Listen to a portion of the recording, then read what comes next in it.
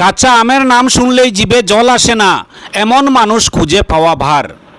বিশেষ করে গ্রামের সেই ঐতিহ্যবাহী স্বাদ যেখানে পুড়া রসুন আর রাজামরিচের ঘ্রাণ মিলেমিশে একাকার হয়ে যায়। গ্রাম বাংলার ঐতিহ্যবাহী জিভে জল আনা কাঁচা আম চাটনি, ফলের রাজা আম।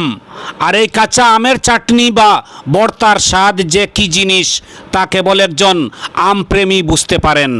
আজ আমরা দেখাবো গ্রামের সেই চিরচেনা স্বাদের জিভে জল আনা আম চাটনি। আমাদের এই চাটনির বিশেষত্ব হলো এর মশলা। জালের জন্য আমরা নিচ্ছি টসটসে রাজামরিচ, সাথে আছে আগুনের আঁচো পুড়ানো রসুন, যা অন্যরকম একটা সুদা ঘ্রাণ যোগ করবে।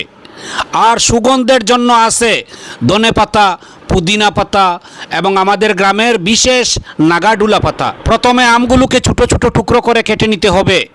এরপর পুড়া রসুন আর রাজামরিচ লবণ দিয়ে চটকে নিয়ে তাতে সব সুগন্ধি পাতাগুলো মিশিয়ে নিতে হবে। সব শেষে উপর থেকে ঢেলে দিন খাঁটি সর্ষের তেল। বাস তৈরি হয়ে গেল টক জাল আর সুগন্ধে ভরপুর খাঁটি গ্রামীণ আম চাটনি।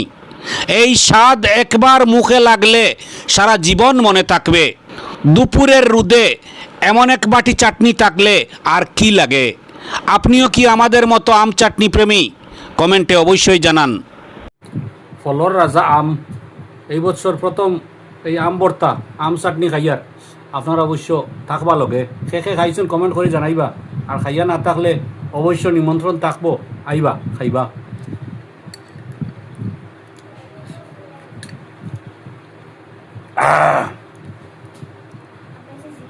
জাল সব কিছুর মিশ্রণে যে ভর্তাটা বনছে আম ভর্তা, কথা করতে পারিয়েন না।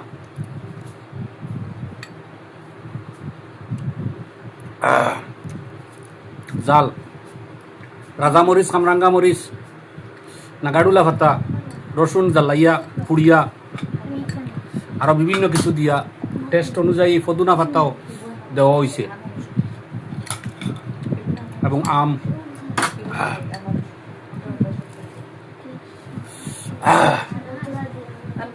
কে খাইছই না এবং কে খাইছই না জানাইবা অবশ্য কমেন্টও।